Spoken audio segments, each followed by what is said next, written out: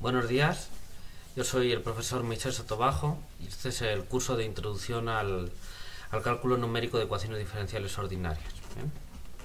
Empezamos, buenos días Yasmin, empezamos una nueva semana, vamos a continuar con lo que estábamos haciendo. ¿Bien?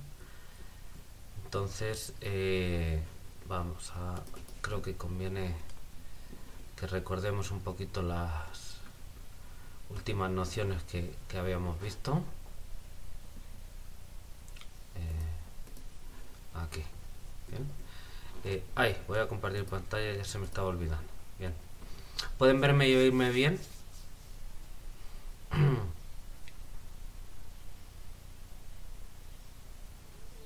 Vale. Bueno, pues las últimas cosas que habíamos visto en teoría eran la definición de convergencia y el orden de convergencia. Entonces, resumiendo muy rápidamente, ¿cómo definimos el error de aproximación? Bueno, fijamos una norma que denotamos así en RD. Entonces esta norma con ERR, indicando que es de error, la definimos de esta manera. Bien.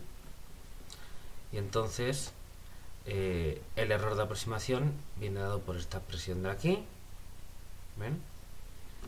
Y la noción que tenemos intuitiva de que un método numérico sea convergente, pues es que el error tiende a cero cuando h tiende a cero, ¿no? Por la derecha. Bueno, ya comentamos varias cosas. Y finalmente la definición de orden de convergencia, ¿bien? Se puede explicitar de la siguiente manera. Diremos que un método converge siempre que, si se escogen unos datos iniciales z sub h para h suficientemente pequeño, de manera que converjan al dato inicial real cuando h tiende a cero, ¿no? Entonces quiere decir que son de los datos iniciales. Y se cumple, se cumple que tanto el error correspondiente a los valores de arranque como el error correspondiente al resto de los valores tiende a cero. Y entonces el método será convergente si para todo problema de valores iniciales razonable es convergente. Y bueno, si uno se centra nada más que en la recurrencia, lo que puede decir es al revés, que si siempre que los datos iniciales acompañen y los valores de arranque sean calculados también de manera razonable, entonces se tiene que el resto de los valores también, el error correspondiente tiende a cero. Bueno, y luego hablamos de la noción de orden de convergencia, que sirve para medir que también lo está haciendo el método. ¿Bien? Así resumido. Entonces aquí tenemos la noción de que el error de aproximación sea una O grande de h a la p. ¿Bien? Esto es lo que quiere decir. Y las definiciones de orden de convergencia son estas de aquí. Entonces tenemos un problema de valores iniciales y básicamente la noción es que el error de aproximación sea una O grande de h a la p cuando h tiende a cero. Concretamente quiere decir que si se coge una familia de datos iniciales z sub h, que es una O grande de h a la p cuando h tiende a cero, entonces tanto el error correspondiente a los valores de arranque como al resto de los nodos son O grandes de h a la p cuando h tiende a cero. Y si se prefiere centrarse en la recurrencia nada más, pues lo que diremos es que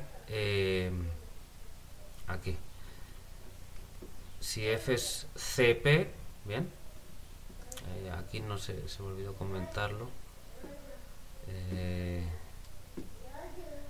bueno, es que esto es para una f en concreto, entonces la definición general, si f es cp, y entonces siempre que se coja una familia de esta forma, una familia de datos iniciales de esta manera, es decir, que sea una O grande de h a la p y los valores de arranque sean una O grande de h a la p, entonces se tiene que el resto de los valores también es una O grande de h a la p. ¿Bien? Y por supuesto, no lo he dicho, pero en todos p es el mayor entero cumpliendo esas condiciones. ¿Bien? Entonces esta es la definición de orden de convergencia de un método en general, es decir, que para toda f en CP y toda condición familia de datos iniciales calculados de esta manera, entonces se tiene esto. ¿Bien? Entonces esa es la definición general. Y ahora esta es para un problema en concreto, teniendo en cuenta la recurrencia, donde esta es la única conclusión. Y por último, esta es la definición de orden de convergencia, centrándonos en la recurrencia. Entonces diremos, esta con la que en principio trabajaremos. Entonces diremos que el método numérico tiene orden de convergencia P, para P entero positivo, si para todo problema de valores iniciales para el cual f es CP y siempre que se escoja una familia de datos iniciales de manera que se cumpla 361 y también se cumpla 363, es decir, los datos iniciales aproximan a eta como una O grande de h a la P y los valores de arranque también son calculados correspondientemente y el orden de convergencia que dan es del orden de h a la P, entonces el resto del error de aproximación también es una O mayúscula de h a la P y P es el mayor entero para el cual se cumple esto. Entonces esta es la definición de convergencia que usualmente manejaremos. Ok, bueno, pues hasta aquí. Vale, este es el recordatorio que quería hacer para que fijemos ideas. ¿Sí están de acuerdo? ¿Tienen alguna pregunta?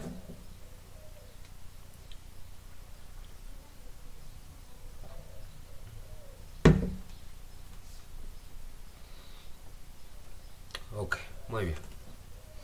Bueno, pues vamos a continuar. Entonces, ¿qué es lo que estábamos haciendo el último día? Bueno, pues recordamos que como introducción, digamos, o motivación para este estudio sistemático de la convergencia, la noción de convergencia de métodos numéricos, se utilizó el método de Euler, ¿no? Entonces se hizo un análisis, digamos, intuitivo del método de Euler. Entonces, ahora que ya tenemos las definiciones precisas, lo que estábamos es revisitando ese ejemplo, el método Euler explícito, y entonces vamos a establecer ya con la definición ahora sí la convergencia. Vamos a ver que el método de Euler explícito es convergente de acuerdo a nuestra definición, y también vamos a analizar el orden de convergencia de ese método. ¿Bien? Entonces eso es lo que estábamos haciendo el último día, vamos a terminar de hacerlo. Entonces, a ver, esto me lo traigo por acá, vamos a abrir el pizarrón de clase. ¿Bien? Ok, entonces, a ver, la última clase es esta de aquí, y como vamos a continuar, pues voy a poner el título correspondiente con la fecha de hoy. Entonces hoy es martes 13. Martes 13. Uy, vaya día. Bueno. Ok. Bueno, vamos a revisar lo que estábamos haciendo el viernes pasado. ¿Bien? Te decíamos... Ok. ¿Sí me siguen, chicas? ¿Está claro lo que vamos a hacer?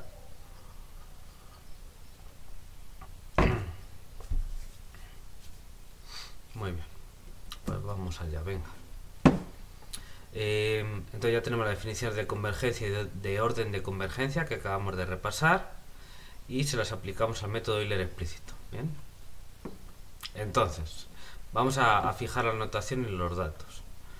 Entonces tenemos A y B con A menor que B reales, F la función del lado derecho como siempre ponemos y eta perteneciente a RD. ¿Bien?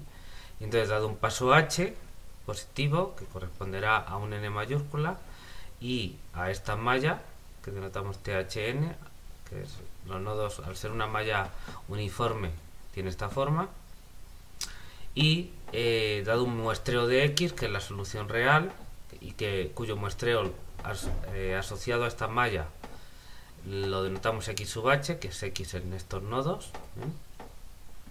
Entonces el algoritmo utilizado para calcular la solución numérica, como es el método Euler explícito, pues da la solución numérica UH formada por estos UHN, que está definido de la siguiente manera. UH0 es eta H, perdón, SH, que es pues un vector de RD que estamos utilizando para aproximar eta, la condición inicial, y UHN más 1, que es igual, está definido como UHN más H por F en THN UHN, ¿bien? Para n desde 0 hasta n mayúscula menos 1.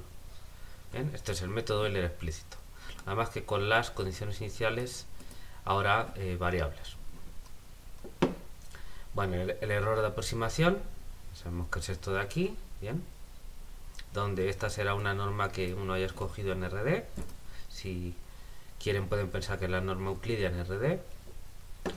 Entonces, denotamos L sub f a la constante de Lipschitz de f, ¿bien? Y como hacíamos en la sección, aquí vemos, en la sección 3.1, ¿bien?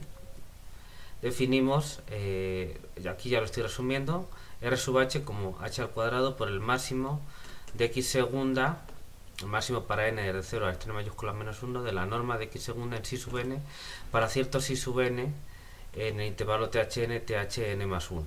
¿Bien?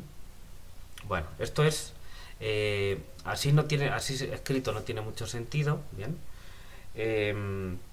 Entonces esto hay que pensarlo en el contexto de lo que se hizo en la sección 3.1, si no, no tiene mucho sentido.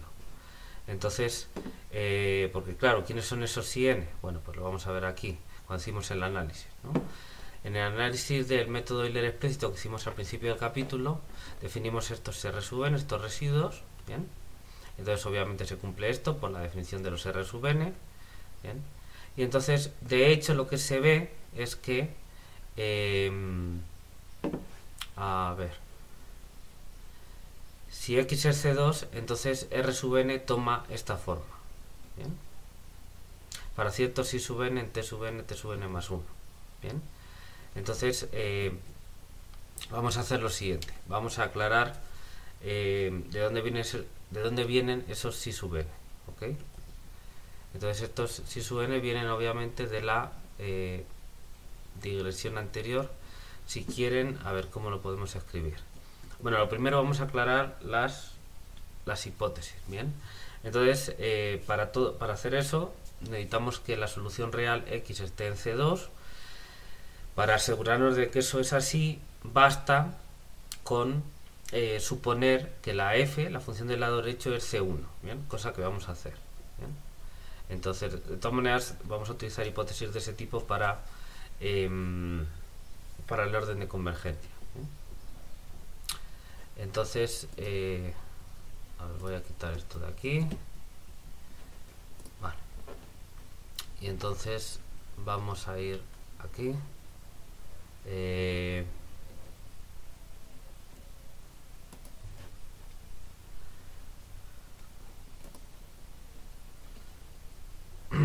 A ver cómo ponemos. Vamos a poner aquí. Supongamos que f es C1. Vamos a poner aquí. Bien, aunque estoy escribiendo lo del otro día, pero bueno, para no tener que reescribir todo, me permiten hacerlo así.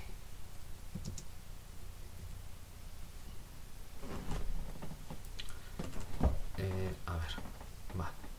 F es C1 y R sub h para ciertos psi sub n, de manera que se cumpla. Vamos a ver qué es lo que se tiene que cumplir. Bueno, pues esto es R sub n, es lo que llamábamos la recurrencia perturbada, ¿bien? Aquí, recurrencia perturbada. Entonces vamos a poner aquí, de manera que x sub h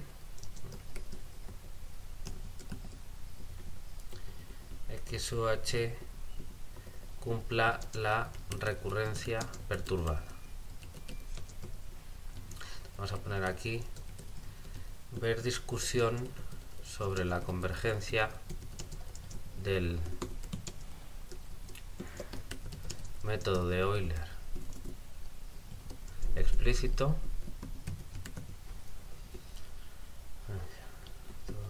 Euler explícito.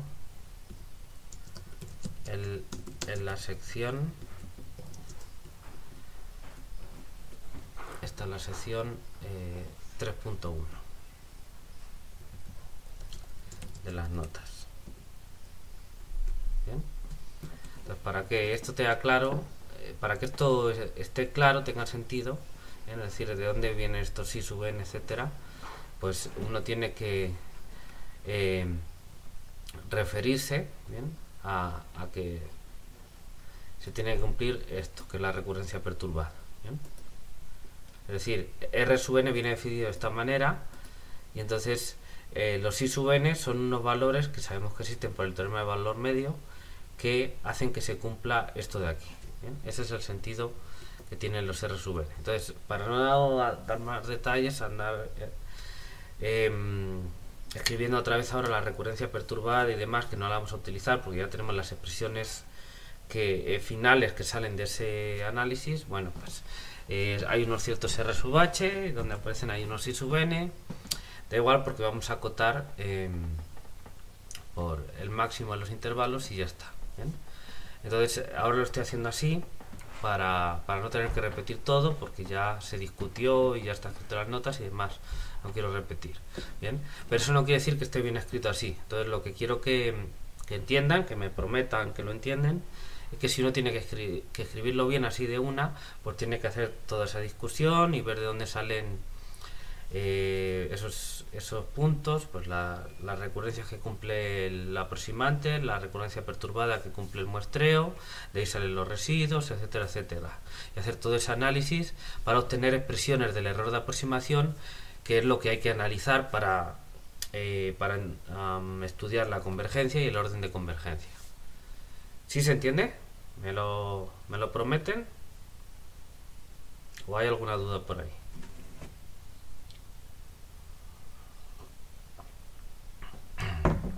Bien, no quiero que luego me digan, es que profe, usted lo hizo así. Bueno, yo lo estoy haciendo así por un motivo, pero ya lo desarrollamos con detalle anteriormente y lo tienen ahí en las notas, por ese motivo. Por ese motivo ya no repito. Bueno, pues entonces vamos a continuar.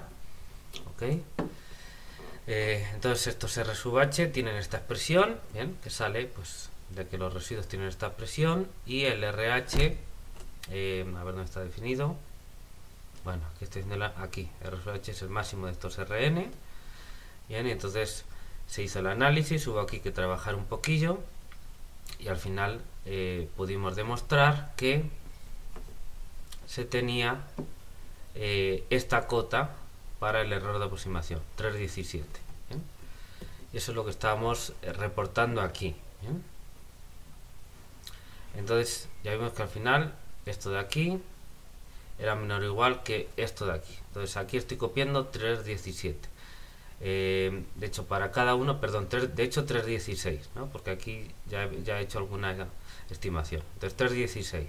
Para cada n yo tengo que el error correspondiente a ese nodo enésimo es menor o igual que la exponencial de la constante de Lipschitz por t sub n menos t sub 0, aquí estoy haciendo explícito el h, pero es lo mismo, por el error correspondiente en el dato inicial, ¿bien?, que es esto de aquí, más el incremento en los nodos desde el 0 hasta el n, dividido por el paso h, por el residuo r sub h, ¿no? Está dado aquí. Entonces aquí, bueno, ¿me siguen? Hasta aquí vamos bien. Bien. Esas expresiones ya las calculamos, solo las estoy tomando para no repetir, ¿vale? Ok. Bueno, ahora trabajamos con estas expresiones. Bueno, debido a las expresiones que tenemos para los nodos de la malla, ¿bien?, THN es A más NH. Bueno, pues en particular entonces T sub H0 es A, entonces THN menos TH0 es THN menos A, entonces es NH. Entonces aquí tenemos NH por la constante de Lipschitz. X en TH0 es eta por la condición inicial. UH0, por cómo se define el método, es eta H. Entonces tenemos esto de aquí. THN menos TH0 es N por H. ¿Bien? El H se lo quiero dejar por ahí. Esto es igual, cuidado. En esto me pasa por hacerlo rápido. Vamos a corregir esto de aquí. A ver. Aquí. De hecho, esto no es B menos A, sino que es...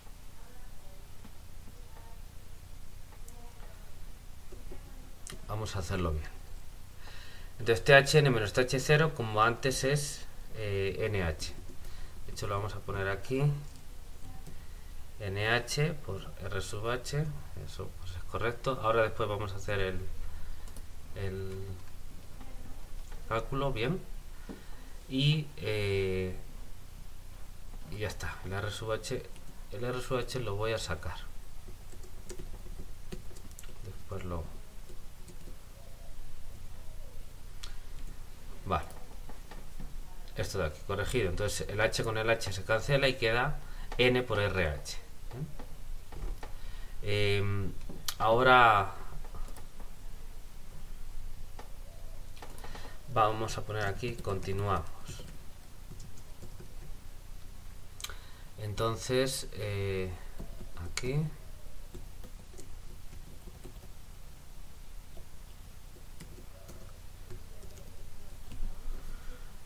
Bueno. Entonces, esto de aquí me lo voy a llevar. Porque lo voy a aplicar después.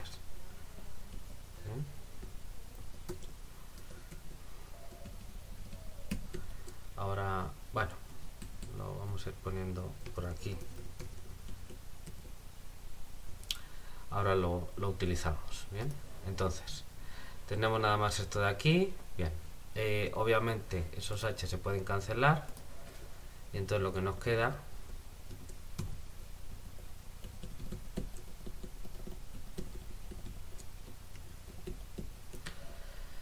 entonces esta fracción queda aquí,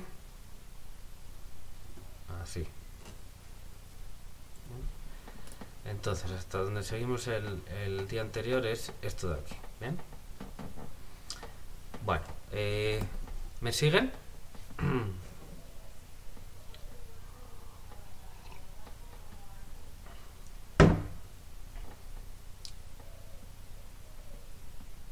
Ok, vale. Bueno, ahora fíjense, para analizar el error de aproximación, lo que nos interesa es hacer H tender a 0. O si quieren, N mayúscula tender a infinito. ¿Bien? Y el N, que es el índice del nodo, va entre 0 y N mayúscula. De manera que cuando N mayúscula tiende a infinito, pues N puede ir tomando valores arbitrariamente grandes. ¿Bien? Entonces, en principio no nos interesa mucho tener ahí N por ahí bailando, porque no vamos a saber qué hacer con ellos. Es mejor escribirlo en términos del H, por cómo vamos a analizar los términos correspondientes. Y entonces, ¿cómo se puede hacer eso? Bueno, pues vamos a ver. El N de hecho se puede reescribir en términos del H. Vamos a ver cómo podemos hacer eso. ¿Bien? Entonces, no, aquí no, perdón, aquí. Entonces fíjense, aquí tenemos N por H y aquí tenemos N por R sub H. ¿Bien? Bueno, ¿de dónde viene este N? Bueno, viene de utilizar estos nodos. ¿Bien? Entonces, este N o este N por H se puede relacionar con los nodos y a su vez, puesto que los nodos son nodos en una malla uniforme de A a B, pues utilizar que esas distancias están acotadas por B menos A, que es lo que vamos a hacer. Bien, entonces en lugar de utilizar esta estimación, vamos a acotarlo por B menos A como estábamos haciendo el otro día. Bien, entonces es mejor idea. Este N por RH, ok. Sí, en el fondo es lo mismo. Pues se puede hacer eso o simplemente decir que n por h, bien, por cómo está definido, da igual, por cómo está definido, n por h es menor o igual que n mayúscula por h, porque n siempre es más pequeño que n mayúscula, ¿bien? Y n mayúscula por h es b menos a, ¿no? Porque el paso h se define como b menos a sobre n mayúscula. Entonces, en cualquiera de los dos casos, como quieran verlo, bien, se puede hacer lo siguiente. Si quieren, para que no parezca que vamos hacia atrás, como los cangrejos, vamos a tomar esta última expresión y a partir de ella continuamos. Es menor o igual, entonces aquí está bien ese menor o igual. Bien, y ahora vamos a continuar ahí. Ok, entonces bueno, a esto último no lo hagan caso porque todavía no lo he editado. Entonces vamos con esto. Entonces este n por h, como digo, lo podemos poner más pequeño, o este n de aquí lo podemos poner más pequeño que n mayúscula. Entonces aquí tendríamos n mayúscula y aquí también n mayúscula. Bien, y eso utilizando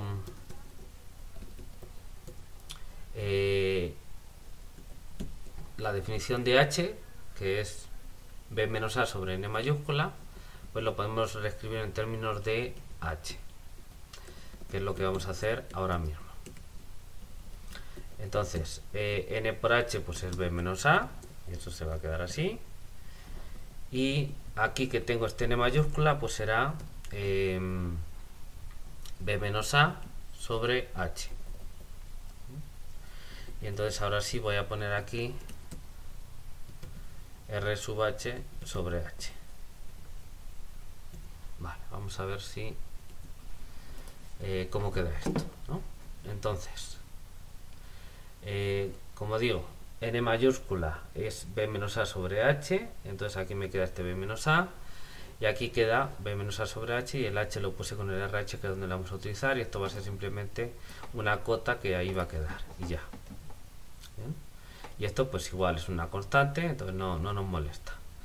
Este término que tiene que ver con el error que se comete en los datos iniciales, si quieren aquí, ese lo vamos a dejar ahí. Fíjense que ese término es el que aparece aquí en la definición de convergencia.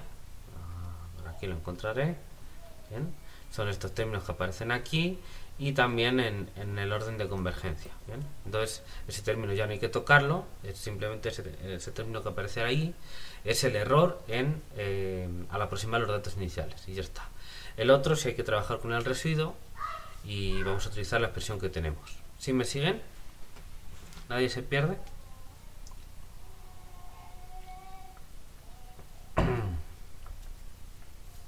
Ok, bueno. Vale, entonces ya vimos que r sub h tenía esta expresión de aquí. Bien, entonces al sustituirla nos queda h cuadrado medios por este máximo. Entonces vamos a ver si queda eso de ahí. El b menos esta exponencial está igual, este error es el mismo, aquí tengo un b menos a, y ahora RH es h cuadrado medios, pero como estoy dividiendo por h me queda h medios por este máximo de aquí. ¿Bien? Ok, entonces ya tengo esa expresión. Entonces igual esto es una constante, nada más voy a poner aquí igual, igual, y listo. Entonces, sustituyendo la expresión del residuo llegamos a esto de aquí. ¿Ok? Bien, ya tenemos esa expresión final. Entonces ahora vamos a si están de acuerdo conmigo en que sale esto.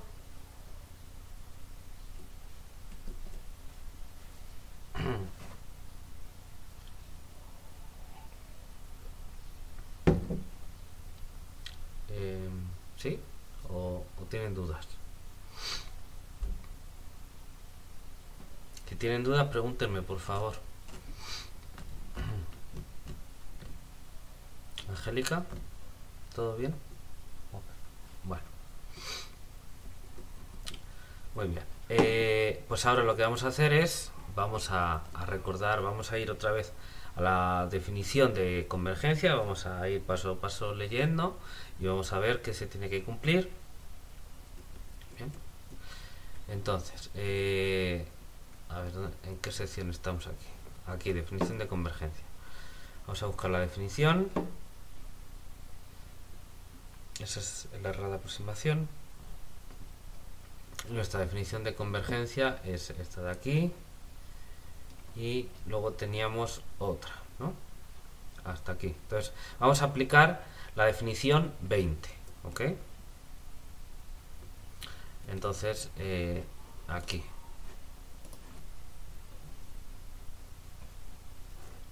Bueno. De acuerdo con la definición 20, lo voy a poner aquí para que quede claro cuál estoy aplicando. De acuerdo con la definición 20,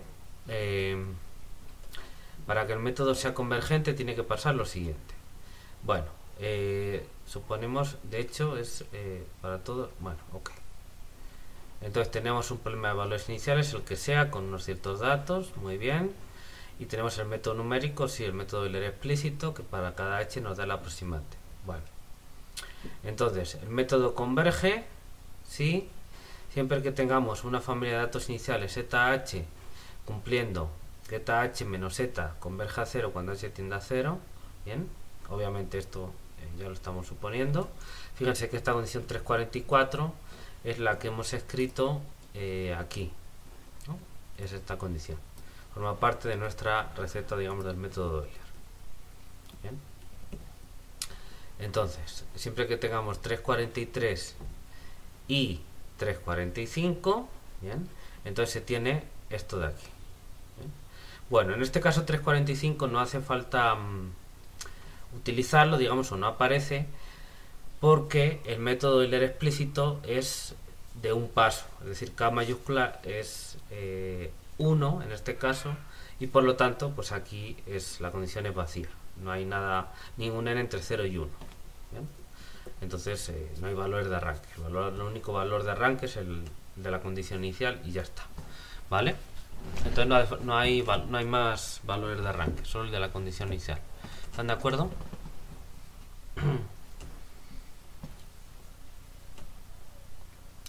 ¿Sí están de acuerdo?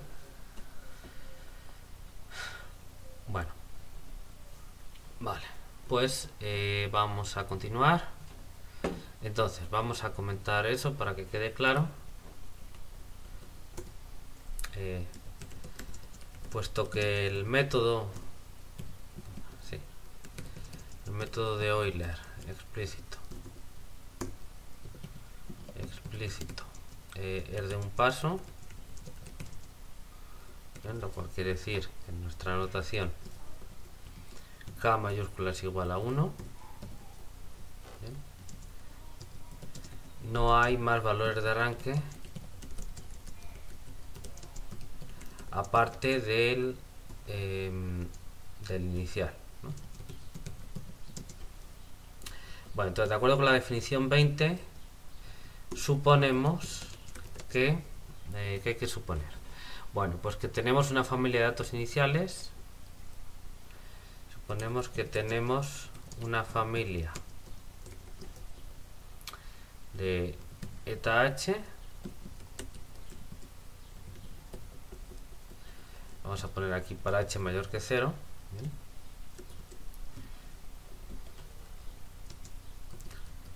Tal que, y vamos a poner aquí, a ver, no hace falta, lo puedo poner así. Tal que límite cuando h tiende a 0, por la derecha obviamente,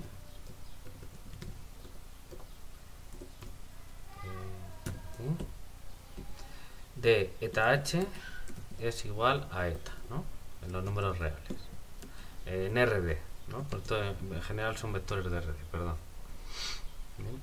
Entonces estamos suponiendo que tenemos una familia eta h, las que vamos escogiendo de manera que se cumpla esto de aquí, ¿bien? Que es pues, equivalente a esta expresión de aquí, ¿no? Es un límite en RD y es lo mismo, ¿bien? Bueno, y esta condición 345 es vacía, y entonces la que se tiene que tener es esta de aquí, ¿bien? Que iba a comentarles ahora algo y se me fue. Sí, bien. Bueno, esto basta suponerlo para h suficientemente pequeño, bien, lo cual depende de las condiciones, los requerimientos, los requisitos que tenga el método numérico, bien. El método Euler explícito, pues para definirlo, pues ningún problema, para cualquier h positivo está definido, bien, y no hay ningún problema. Entonces, pues para no complicarnos vamos a poner así para cualquier h positivo, porque se puede hacer, y aunque obviamente nos va a interesar siempre para h pequeño, ¿vale? Entonces ahora no me preocupo de qué h estoy tomando ni demás. En otros métodos, como por ejemplo hemos visto Euler implícito, o en general los métodos implícitos, pues siempre van a requerir simplemente para que estén definidos que h sea suficientemente pequeño, ¿bien? Y a lo mejor algunos otros también. Pero bueno, en el caso de Euler explícito funciona, tira igual para cualquier h positivo. ¿Ok? ¿Sí se entiende este punto?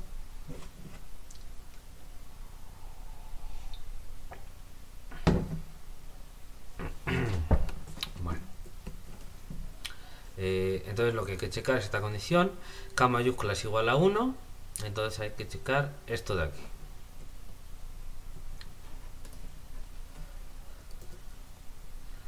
Entonces, se debe comprobar que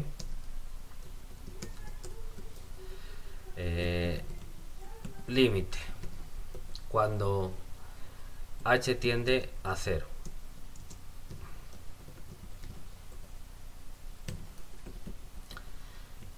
del error correspondiente, ¿no? Tenemos este de aquí. Vamos a poner x con esta notación que estamos usando ahora en thn menos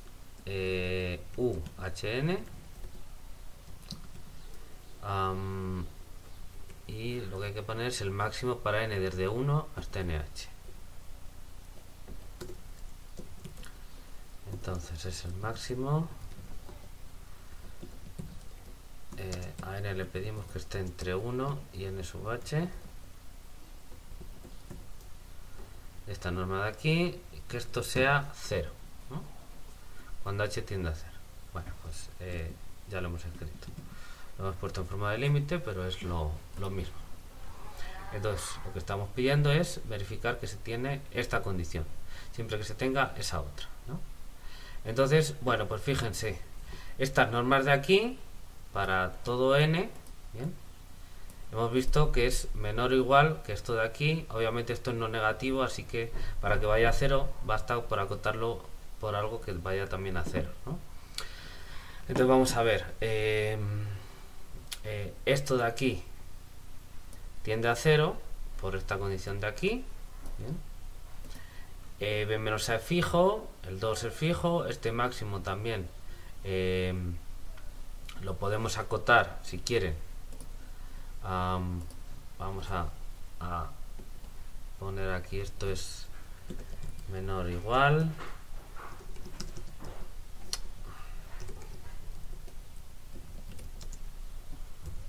Y aquí vamos a poner otra versión de esto en el que el máximo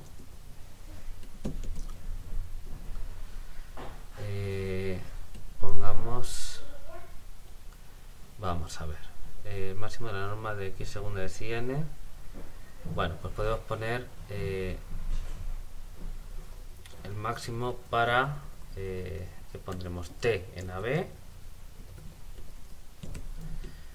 y aquí ponemos x segunda de t.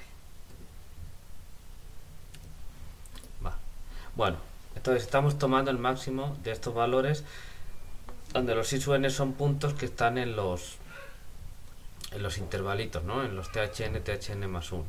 Y entonces pues va recorriendo todo el intervalo AB, ¿bien? A través de los intervalitos que delimitan los nodos de la malla. Bueno, pues eso prácticamente viene a ser lo mismo cuando n sea grande, que tomar el máximo en t perteneciente a b de la norma de x segunda de t, es decir, en todos los puntos del intervalo. Okay. ¿Están de acuerdo con esa afirmación?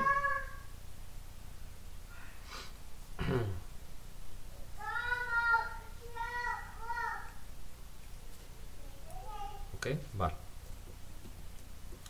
Bueno, entonces, pues fíjense, a partir de esto de aquí tenemos, bueno, aquí, por lo anterior, para cada n tenemos, vamos a poner, primero obviamente 0 es menor o igual que esta norma, ¿dónde está? Aquí. Y que es menor o igual que esto de aquí, aquí.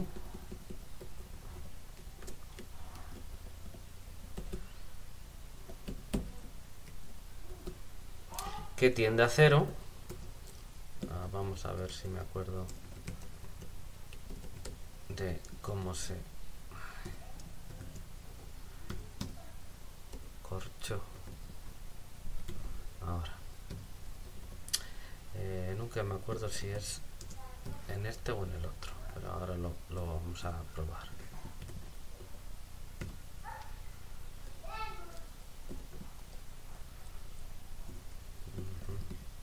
A ver. Ok. Parece que la atiné. Bien. Entonces, por lo anterior, para cada n tenemos, bien, hemos visto, primero, esta norma es obviamente mayor o igual que 0. Y por otro lado, es menor o igual que esta expresión de aquí. Y ahora esta expresión de aquí, fíjense. Esto es una constante. ¿Bien? No depende de n, ni de h, de nada. ¿Bien? Esto sí depende de h. ¿Bien? Pero, puesto que tenemos que el límite de los zh es igual a eta, es decir, equivalentemente esto tiende a 0 cuando h tiende a 0. Esto es una constante, 2 es una constante, este máximo de aquí pues también es una constante, no depende de n, ni de h, ni de nada, así que esto es una constante por h. Cuando h tiende a 0, eso va a 0. Bien. Y entonces pues tenemos que estas normas, da igual quien sea n, por un lado son mayores o iguales que 0 y por otro lado tienden a 0. Y eso es independientemente de n. Bien. Da igual que n vaya de 1 hasta n sub h, y aquí voy a quitar el h, aquí, porque no lo estábamos poniendo, entonces, para ser consistente con la notación. Entonces, da igual que n vaya de 1 hasta n mayúscula, como esto sirve para todos y aquí no aparece en ningún lado el n, pues entonces es para todos, entonces en particular el máximo también. Entonces, lo cual prueba el resultado. Es decir, el método de Euler explícito es convergente. ¿Bien? Ya lo tenemos. Utilizando la definición. Bien, porque esto es lo que había que comprobar y efectivamente, pues si se tiene esto de aquí, si quieren para que quede más claro, pues lo podemos escribir, pero vamos. Luego, bien, a ver, para que quede claro. Luego, y entonces pues es que voy a copiar lo mismo, pero bueno. Nada más, aquí voy a poner el máximo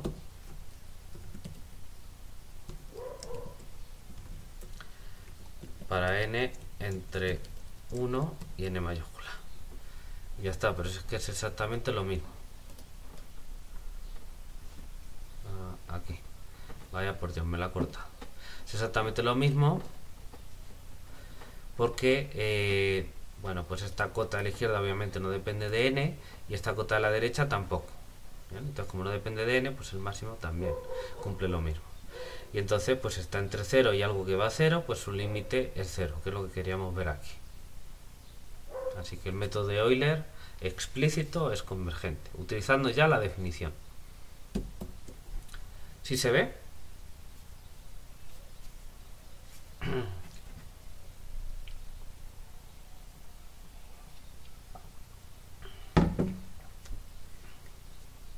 Ok, Angélica. Vale. Bueno, muy bien. Bueno, pues ya hemos visto que el método Euler explícito es convergente. Ahora vamos a analizar el orden de convergencia.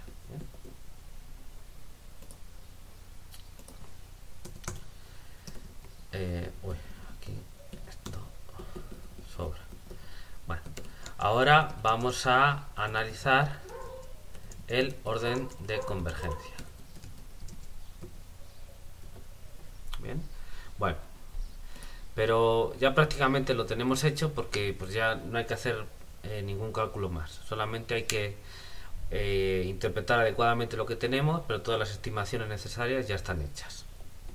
Entonces vamos a la definición de orden de convergencia y como dijimos la que vamos a utilizar es aquí, la definición 25. Entonces, el método Euler explícito tendrá orden de convergencia P si para todo problema de valores iniciales f en Cp, si se cumple, se toman los datos iniciales de esta manera y se calcula los valores de arranque de esta manera, entonces se tiene esto de aquí.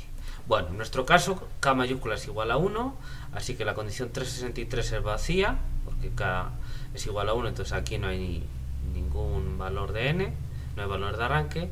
Entonces lo que habría que checar es que para todo AF en CP, si los datos iniciales se toman de esta manera, entonces el resto del error también tiene ese orden de convergencia. Y no se cumple para P más 1. ¿Bien? Entonces, ¿cómo se hace esto? Bueno, pues vamos a probar P igual a 1, vamos a ver lo que sale. Si sale que no, pues es que no tiene orden de convergencia 1, vamos a ver que sí lo tiene. Entonces, si sale que sí, que es lo que va a salir, tiene al menos orden de convergencia 1 y hay que probar con P igual a 2. ¿Bien? Se puede probar en general o tratar de buscar un contraejemplo. Normalmente uno tiene ya ciertas sospechas de quién puede ser el P. ¿Bien? Y eso tiene que ver con las estimaciones que uno tenga. Normalmente uno al hacer las estimaciones trata de sacarle el mayor partido, el mayor jugo a las estimaciones que esté haciendo, de manera que tú obtengas la máxima potencia de P posible, y entonces probablemente esa es la que te va a dar el orden de convergencia. Bien, pero bueno, eso es una cosa, y luego otra cosa es demostrar lo que es un poquito más de trabajo, que es hilar bien el argumento para acabar de redondearlo. Bien, entonces vamos a ver cómo hacemos esto en el caso de Euler explícito. Entonces lo que vamos a hacer es ver que el método Euler, primero, con las estimaciones que hemos utilizado, efectivamente tiene orden de convergencia al menos 1, al menos P igual a 1. Bien, y con las estimaciones pues uno ya sospecha que aunque pusiera más términos de Taylor o lo que sea, no se nos iban a cancelar porque ya no hay nada con lo que se cancelen, y entonces lo que uno sospecha es que ahí te vas a quedar. Bien, entonces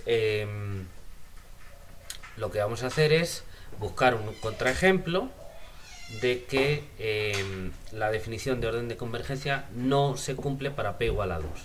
Y ya con ese contraejemplo y lo que hemos visto para P igual a 1 es prueba de que el método Euler explícito tiene orden de convergencia 1.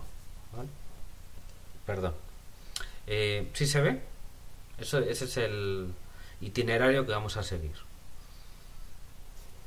Híjole. Ok. ¿Sí se ve?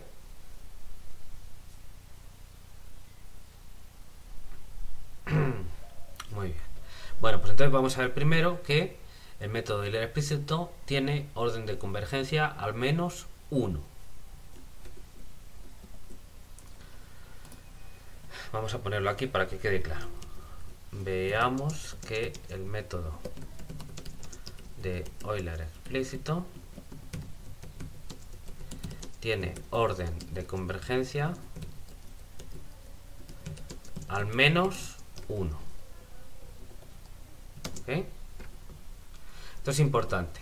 Es al menos 1 y no es 1, yo no puedo decir que sea 1 porque yo no sé si es más alto. Hasta que no vea un contraejemplo para p igual a 2, no puedo decir que efectivamente es 1. Por eso digo al menos 1. ¿Vale? Bueno, pues vamos a ver eso. Y para ver eso, pues aquí, aplicando la definición 25. ¿Bien? Aplicamos la definición 25. No sé si esto lo puse con mayúsculas, sí. Mayúsculas para que quede igualito. Entonces, para aplicar la definición 25, tomamos p igual a 1, ¿no? Aplicamos y tomamos p igual a 1, ¿no? Tomamos o ponemos p igual a 1. Entonces, primero hay que suponer que f está en C1. Suponemos que f está en C1. Bien, es derivable con derivada continua. Bueno, diferenciable con derivadas hasta orden 1 continuas. C1, porque esto es de AB por RB. ¿Bien?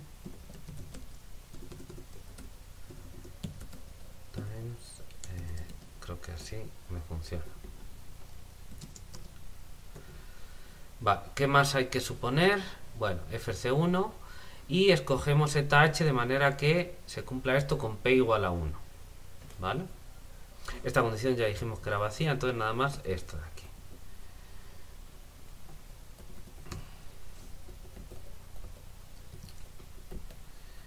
Y que escogemos esto, creo que lo tenía por aquí. Bueno, voy a ver qué me sirve. Lo voy a tener que cambiar, pero bueno. Cogemos una familia de datos iniciales, vamos a poner, o de, si quieren, de inicializaciones también, tal que, y ahora sí, esto lo tengo que cambiar porque ya no me vale solo con el límite. Ahora tengo que tener esta condición de O mayúscula de H a la P, claro, con P igual a 1. Entonces vamos a escribirlo. Entonces es eta menos eta h es igual a una O mayúscula de h. Bueno, eso es lo que estamos suponiendo. Si quieren, mejor lo voy a poner como una ecuación aparte.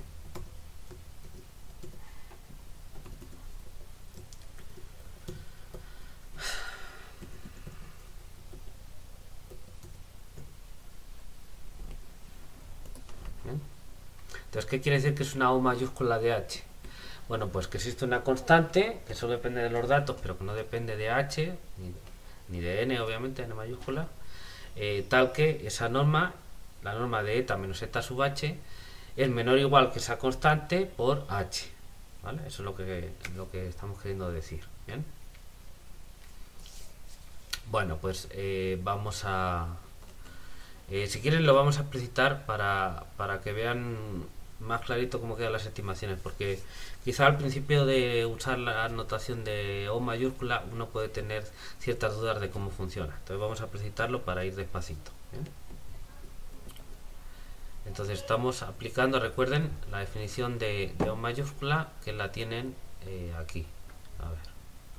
Bien, entonces quiere decir que existe, bueno, para h suficientemente pequeño, ok, una C mayúscula tal que se tiene esto de aquí. Bien, eso es lo que estamos queriendo decir. Vale, entonces aquí, es decir, existen C mayor que 0 y H sub 0 también mayor que 0, tales que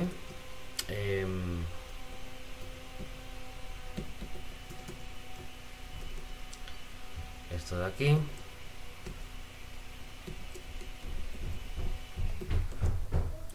es menor o igual que C mayúscula por H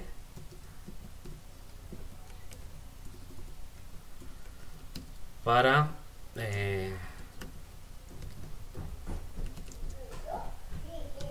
H entre 0 y H sub 0. Eso es lo que estamos queriendo decir. Bien, entonces esto de aquí es lo mismo que esto de aquí. Estamos aplicando la definición. Vale. Bueno, ¿y qué es lo que hay que ver? Bueno, pues estamos aplicando la definición 25. Vamos a acabar. Entonces, si f es C1 y suponemos que los ZH son O mayúscula de H a la 1, esta condición no es vacía aquí, entonces lo que hay que comprobar es que este máximo es una O de H a la 1. Una O de H. Bien. Bueno, pues vamos a escribir eso. Tenemos que comprobar que, entonces aquí hay que poner el máximo para n entre 1 y n mayúscula de la norma de x en THN, pero estaré escribiéndolo bien, menos u sub hn es igual a una O mayúscula de H.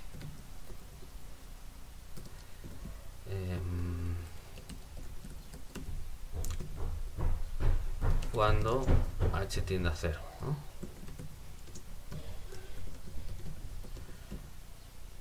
¿Qué pasó? Ahora.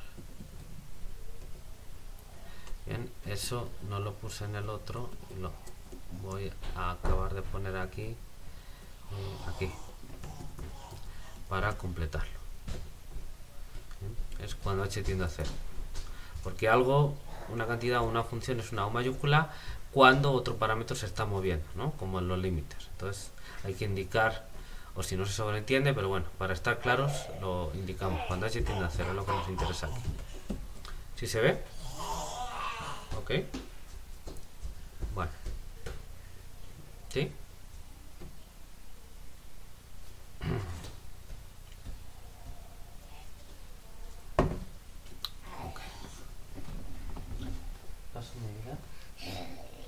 Papá está trabajando, mi vida. Ahorita no podemos jugar, luego jugamos, ¿vale? Ok, entonces estas son nuestras hipótesis. Recapitulamos. Tomamos P igual a 1 en la definición 25. Suponemos que F es C1 y suponemos que los datos iniciales cumplen esto de aquí. ¿Bien? ¿Qué quiere decir? Básicamente esto de aquí. Hay que comprobar que se tiene esto de aquí, que es lo mismo con una cierta constante, que no tiene por qué ser la misma, no nos va a salir la misma, pero bueno, una cierta podemos acotar esto por una constante por h. ¿Vale? ¿Sí se ve? Entonces, hay que hacer algo similar a lo que teníamos, solo que antes simplemente vimos que eso tendía a 0. ¿Bien? Ahora hay que ver que eso tiende a 0 como mucho con el tamaño de una constante por h. ¿Bien? Entonces simplemente hay que utilizar las mismas estimaciones que teníamos, pero utilizar la nueva hipótesis sobre cómo escogemos los datos iniciales, los z sub h. ¿Vale? ¿Sí se ve? Ahora lo vamos a hacer.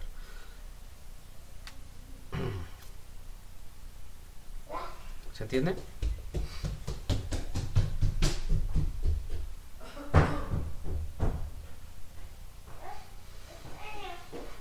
Sí, Carol. Espero que Angélica se pueda unir otra vez. ¿Sí se ve, Carol?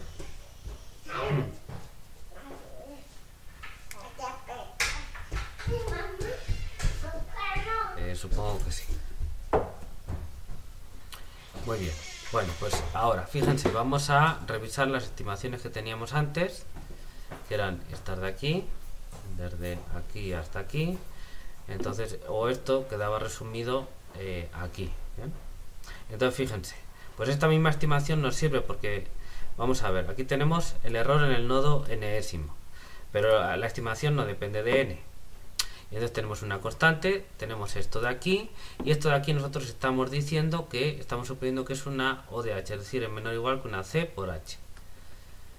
Y esto de aquí es una constante por este H que tenemos aquí. Entonces, constante por H más constante por H, pues una constante por H, que es lo que queremos. Si se ve, vamos a escribirlo ahora. Pero se ve la idea, es sencillo.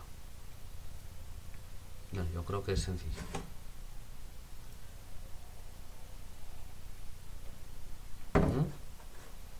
Vale. Bueno, pues vamos a escribirlo. Entonces utilizamos esta estimación, esta de aquí. Por cierto, fíjense que aquí estamos suponiendo que f sea C1. ¿bien? Efectivamente, para hacer estos cálculos teníamos que suponer que f era C1, ¿bien? Porque necesitábamos que x fuese dos veces derivable, porque ahí en la expresión del residuo, al desarrollar por Taylor, la expresión del residuo se podía utilizar que el residuo era básicamente, salvo ciertas constantes, la norma de la segunda derivada de x en algunos puntos. Entonces necesitas que x sea C2 para poder desarrollar por Taylor y que todo eso tenga sentido. ¿bien? Y entonces, pues por los teoremas, los resultados que sabemos de la teoría cualitativa de ecuaciones diferenciales ordinarias, sabemos que si f es C1, entonces, y cumple las condiciones para existencia de solución, entonces en particular si f es C1, entonces la solución x te sale C2, ¿vale? Entonces, por eso todos estos pasos son legales. Entonces estamos suponiendo que f es C1, cosa que es lo que precisamente nos pide aquí en la definición de orden de convergencia, así que todo eso cuadra. Entonces vamos aquí,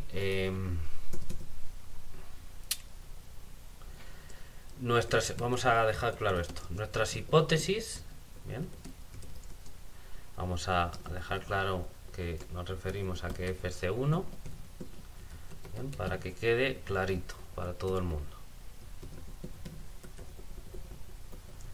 Nos aseguran que podemos utilizar los cálculos anteriores.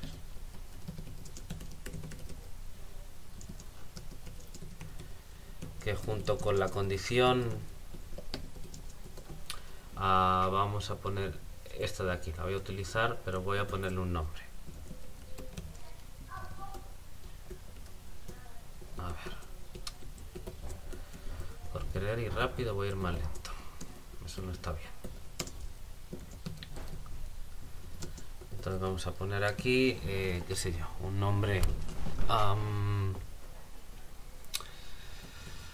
condición inicial, O de H, vamos a ponerlo así, para Euler explícito. Bueno, me imagino que ese nombre no lo he puesto a ninguno. Bueno, eso es solo ahora para referirnos a esta ecuación. Ponemos esto de aquí, nos da, y entonces vamos a poner lo que queremos. A ver, es la condición 12, efectivamente. Bueno, entonces tenemos esta de aquí, es la que voy a utilizar. Voy a tomar este para cada n, y el límite ahora lo voy a tirar a la basura porque aquí no lo necesito. Aquí tengo que ser un poquito más fino que eso.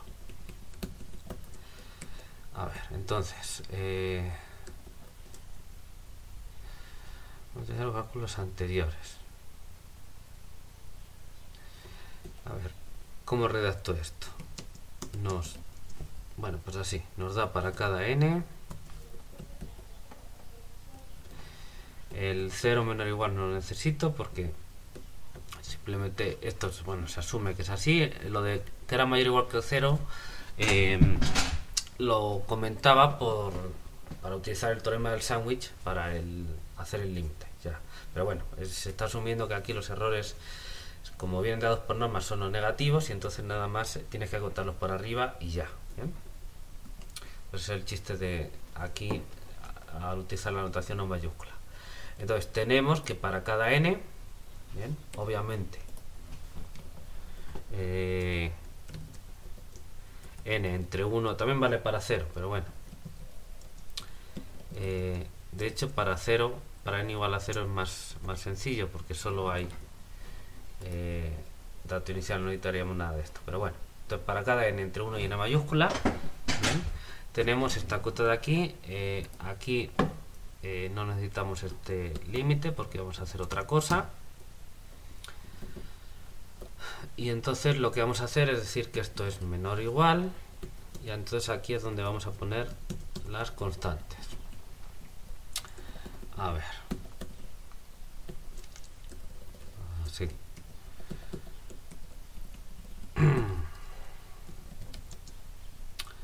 Entonces vamos a ver, ya habíamos visto que bajo la hipótesis de que f se hace 1, para cada n en ese rango tenemos que el error correspondiente en este nodo es menor o igual que esto de aquí. Ahora utilizamos la condición, la ecuación 12, que dice que eta menos eta h es una O mayúscula de h, es decir, que para h entre 0 y h0, para cierto h0 que me da igual quién sea, de hecho, bueno, estas condiciones las tenemos independientemente de h, pero bueno, como esto es una hipótesis, pues queda así puesto, ¿no? Que para h suficientemente pequeña tenemos que la norma de eta menos eta h es menos o igual que c por h. Entonces eso lo vamos a utilizar para estimar este término de aquí, y entonces aquí nos va a aparecer c por h. Y el resto pues queda igual. Entonces esto lo borramos y tenemos aquí c por h. Bien, entonces este término de aquí, por supuesto estas constantes son positivas porque la exponencial real es positiva.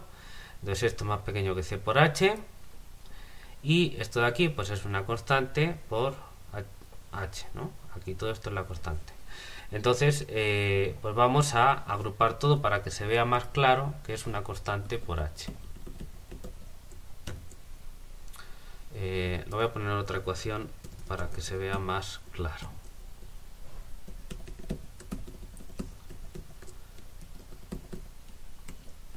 Entonces nada más que lo que voy a hacer es sacar factor común el h. Entonces lo quito de aquí, lo quito de aquí. Este b menos a pues lo voy a subir a ese cociente indicado de esta manera, y aquí voy a poner por h. Bien, entonces fíjense, el h lo saco factor común y ya está. Así queda. ¿Sí se ve?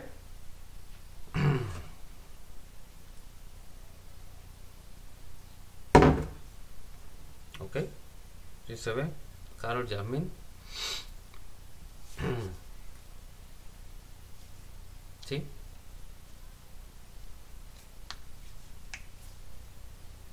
Yasmin. Supongo que sí.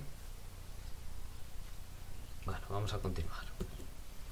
Entonces ya está. Lo que teníamos que comprobar es que para cada n, el máximo en n de esto de aquí es una O de h menor o igual que una constante por h. Entonces lo que tenemos es que para cada n esto es menor o igual que esto de aquí. Luego, fíjense que en esta cota no aparece el n en ningún sitio. Por lo tanto, aquí para que quede claro, a ver, agarramos el máximo este de aquí,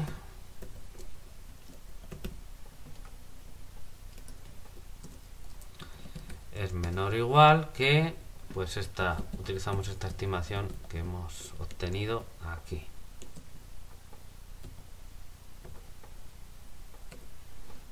Bien, entonces pues como esto no depende de n, pues el máximo en n de todos estos de aquí pues es menor o igual que la misma cota. Y entonces si se fijan, todo esto de aquí es una constante, no depende de h, no depende ni de h, ni de n mayúscula, de nada. Depende de los datos del problema, de a, de b, de la f, de esta c que hemos supuesto que está aquí, que es de cómo estamos escogiendo los datos iniciales. Bien, y ya. y obviamente de la derivada segunda de la solución, pero nada más. ¿Bien? No depende de la lo diré, no depende de la de h. ¿Bien? Ok, ¿sí se ve?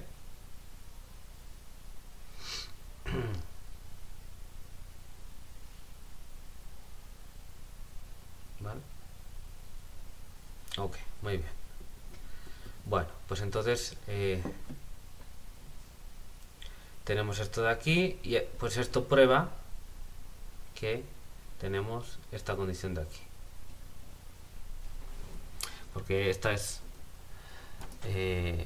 la constante que ya tenemos. A ver, vamos a escribirlo con cuidado. Voy a poner aquí un nombre para referirme a ello.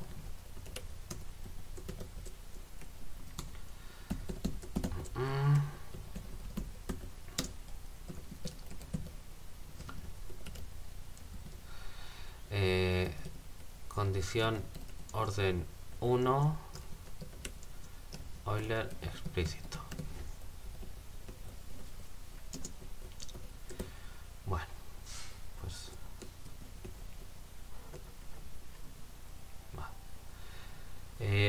hay que poner, voy a poner, ¿verdad?, para cada n y h, porque claro, esa es la hipótesis que tenemos para sobre la z sub h, ¿no? Entonces h tiene que estar entre h y h sub 0 para que eso se cumpla, y entonces esto nos da la condición, esto de aquí, con constante. Vamos a ponerlo aquí, si quieren, para que quede claro. Nos da esta constante. Bien, ni siquiera la pongo nombre, porque no le pongo nombre porque me da igual, no lo voy a utilizar para nada. Bien, simplemente ver que, bueno, pues esta condición 13 pues quiere decir que para h suficientemente pequeño, aquí está, para h entre 0 y h sub 0, que sale de cómo estamos escogiendo los datos iniciales. Entonces yo tengo que efectivamente este máximo es más pequeño que una cierta constante, que es esta de aquí, una constante positiva por h. Ok, donde esto no depende de h, ni de h ni de n mayúscula, que viene a ser lo mismo. ¿Visto?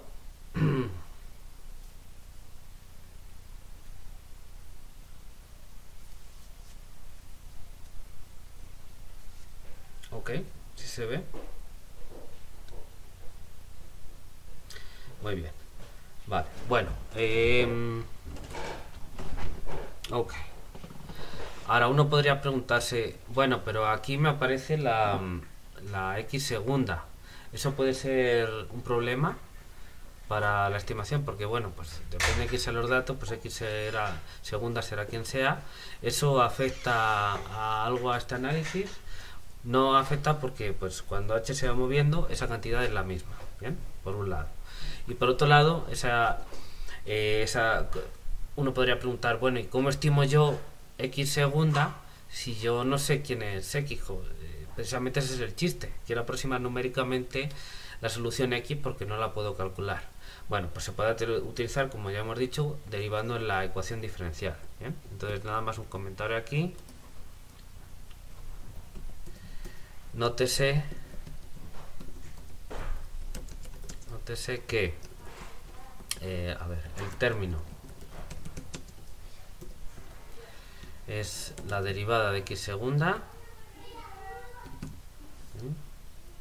en un cierto punto t. Se puede estimar indirectamente, porque ese es el chiste, que normalmente no conocemos la x, entonces no podemos derivarla y ya está. Indirectamente utilizando las ecuaciones diferenciales. Voy a ponerlo así.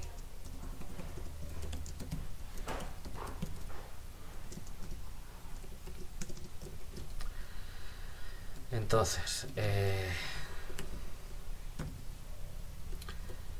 vamos a utilizar las ecuaciones diferenciales. Entonces, las ecuaciones diferenciales básicamente lo que nos dicen ya en forma normal y demás es que x' de t es igual a f de t, x de t. Entonces, pues x segunda será la derivada con respecto a t de x', es decir, la derivada con respecto a t de f de t, x de t. Y derivamos utilizando la regla de la cadena y listo. ¿Bien? Y utilizando otra vez las ecuaciones diferenciales. Entonces esto es la derivada con respecto al tiempo de x', pero x' es f de t, x de t. Bien. Y entonces pues eso es igual, primero, a la derivada de f con respecto a t, ¿no? Con respecto a la primera variable,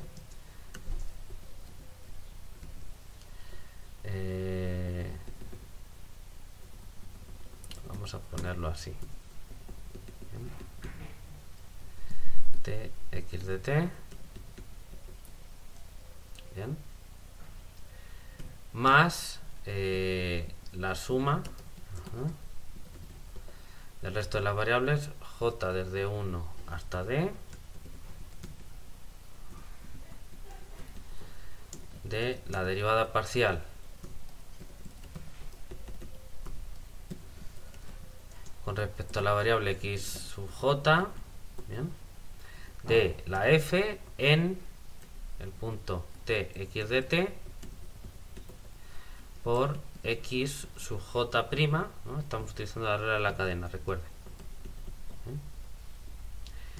Y eso, pues utilizando las ecuaciones diferenciales, xj' de t es igual a f sub j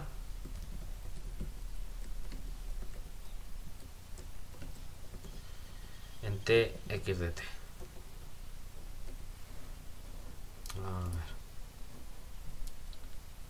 Entonces tenemos esto de aquí, lo voy a pasar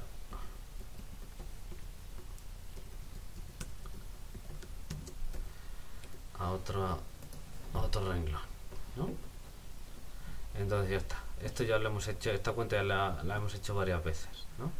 Entonces todo esto está en términos de las f's, que sí que se evalúan en puntos t, x de t, bien, pero si uno puede argumentar que x de t se mantiene en un cierto rango, bien, por ejemplo, pues entonces, o independientemente de quién sea x, las f's tú las puedes acotar por la forma que tienen, qué sé yo, cosas de lo de siempre, ¿no? Típico que la f es el seno de algo.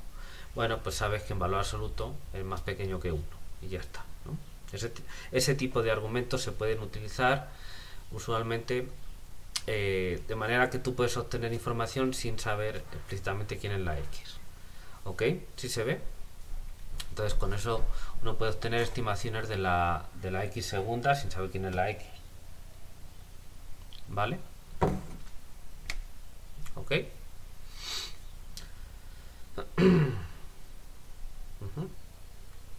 Vale, muy bien. Bueno, pues esto nos demuestra que el método Euler explícito tiene orden de convergencia al menos 1. Para ver que es efectivamente 1, como es el caso, hay que ver que no es 2. Es decir, hay que encontrar un contraejemplo de que muestre que el orden de convergencia no puede ser 2, ¿vale? Entonces vamos a poner aquí, bueno, esta era una nota nada más.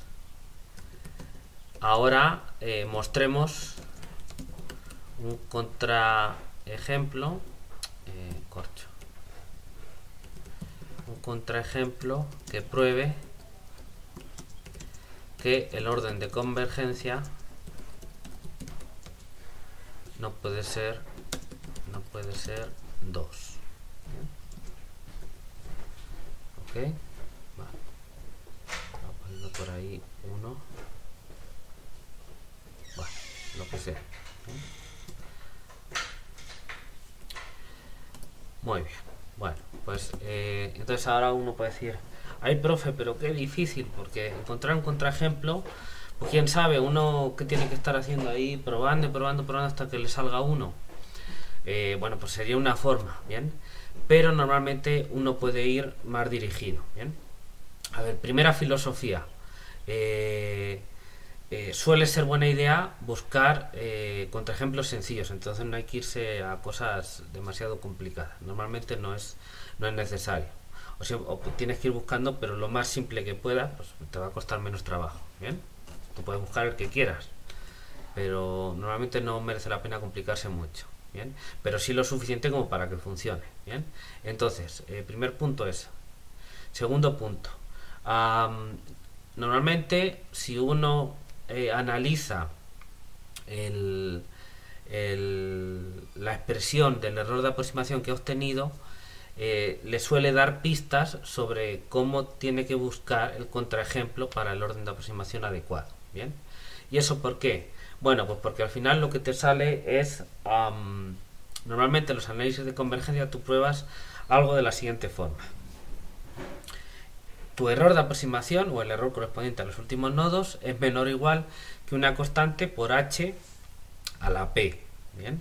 Y esa constante no depende de h ni de n mayúscula y demás, pero sí suele depender de la solución. ¿Bien? Suele depender, entonces de alguna manera pues depende de la f. ¿Bien? Entonces lo que tienes que hacer es buscar el contraejemplo de manera que esa constante que aparece aquí, que aparece ahí, ese término que tiene que ver con la solución, no se anule. ¿Bien?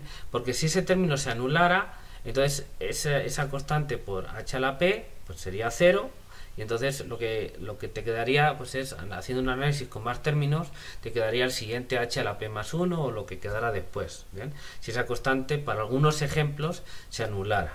¿Bien? Entonces lo que hay que buscar es un ejemplo sencillo para el cual tú puedas calcularte fácilmente la solución x, de manera que cumpla que esa constante efectivamente va a ser no trivial, y entonces ese es el término que aparece, no se cancela, aparece ahí. Esa es la filosofía general. Entonces, en nuestro caso, analizando la constante que nos aparece aquí, en el orden de convergencia 1, que es esto de aquí, entonces está la constante, fíjense. Entonces, bueno, esta c que nos aparece es porque tú estás tomando aquí los datos iniciales como O de H. Cuando lo hagas para el caso p igual a 2, pues entonces aquí vas a tener O de H al cuadrado. Entonces aquí vamos a tener una constante por H al cuadrado. Entonces aquí va a aparecer c por h al cuadrado. Lo que hay que ver es que este que está acompañando con la h, pues ya directamente no se cancela, y ese es el que da el mayor error. ¿Bien? Y entonces aquí pues lo que tienes es esta exponencial LF menos a, pues aquí no podemos mover nada. La constante de Lipschitz de la f, bueno, depende de la f que agarres, pero normalmente como la exponencial es positiva, pues aquí está difícil mover cosas. Es más fácil mirarlo aquí, fíjense. Aquí tengo b menos a medios, normalmente el intervalo, bueno, pues sí, pero yo puedo escoger el que quiera, pero vamos. Vamos a agarrar, obviamente va a ser siempre positivo, igual que la exponencial. Vamos a fijarnos en este término de aquí, que es el que nos va a dar la pista. Entonces buscamos algo de manera que el máximo en t, en el intervalo, de la norma de la segunda derivada de la solución sea distinto de 0. Es decir, buscamos algo de manera que la segunda derivada de la solución no se anule. La segunda derivada de la solución, ¿vale? Entonces fíjense, en particular, por ejemplo, pues yo puedo agarrar la ecuación diferencial que sea siempre que la f sea C2, ¿vale? Siempre que la f sea C2, tiene que ser C2. Entonces, pues a ver, ecuaciones diferenciales sencillas. Bueno, si x es trivial, la solución es trivial, pues es básicamente la ecuación diferencial trivial, ¿no? Para que te dé, o con datos iniciales para que te salga trivial. Esa no me serviría porque x segunda sería 0, no me sirve, ¿no? Que x fuese constante, ¿no? Cualquier ecuación diferencial, por ejemplo, x' igual a 0, me da soluciones constantes, por ejemplo, ¿no? O sea, la f igual a 0. Sí, pero las soluciones constantes no me sirven, la f sería C2, pero las constantes no me sirven porque la primera derivada ya es 0, la segunda derivada también es 0, no me sirve. Bien. Bueno, el siguiente caso un poquito más complicado o menos sencillo. En lugar de que x sea constante, que x sea una función afín, es decir, un polinomio de grado 1, una recta. Entonces la derivada es ahora la que es constante, ¿no? Entonces uno podría tener ecuaciones diferenciales de la forma x' igual a constante, ¿bien? Que son las que te van a dar ese tipo de soluciones, ¿bien? Pero entonces si la x es una recta, la segunda derivada es una constante, pues sí nos puede servir. ¿Bien? ¿Sí se ve?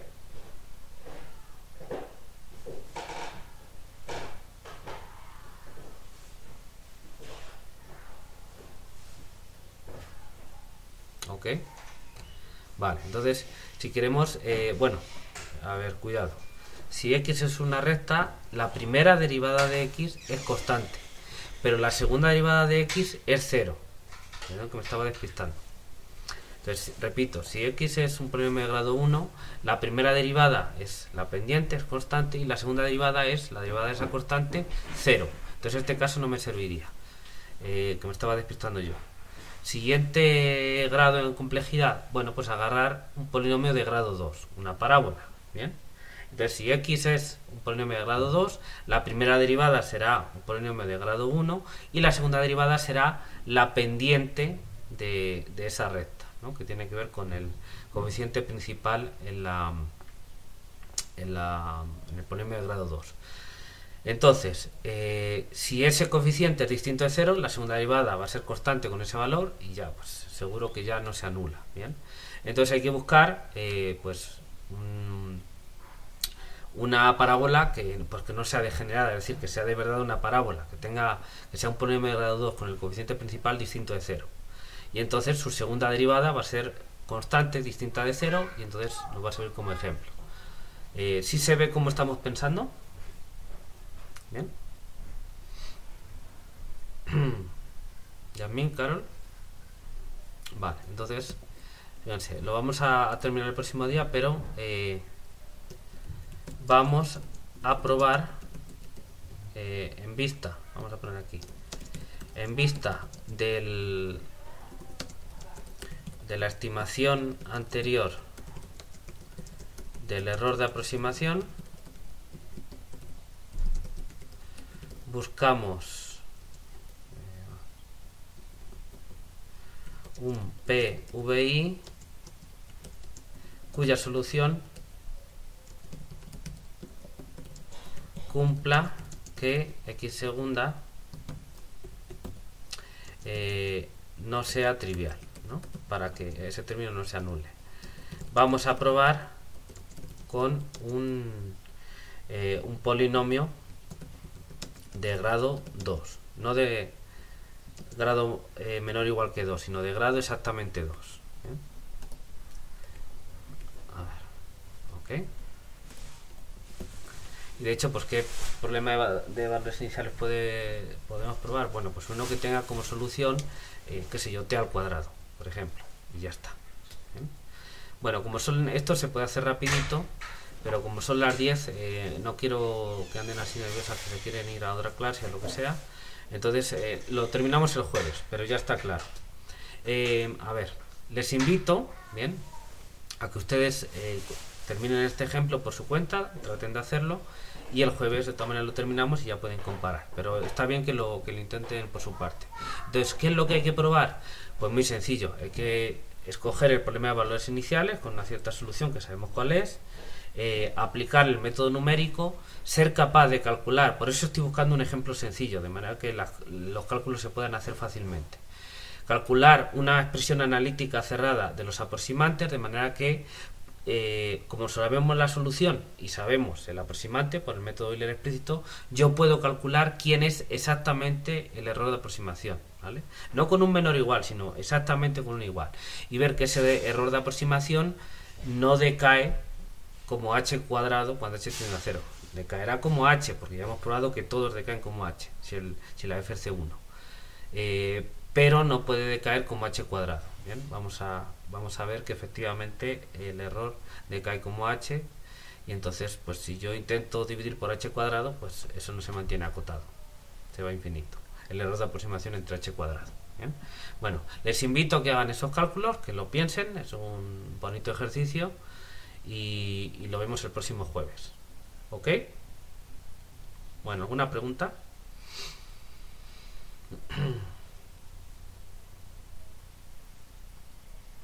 Muy bien, bueno, pues cuídense mucho, trabajen y nos vemos el jueves.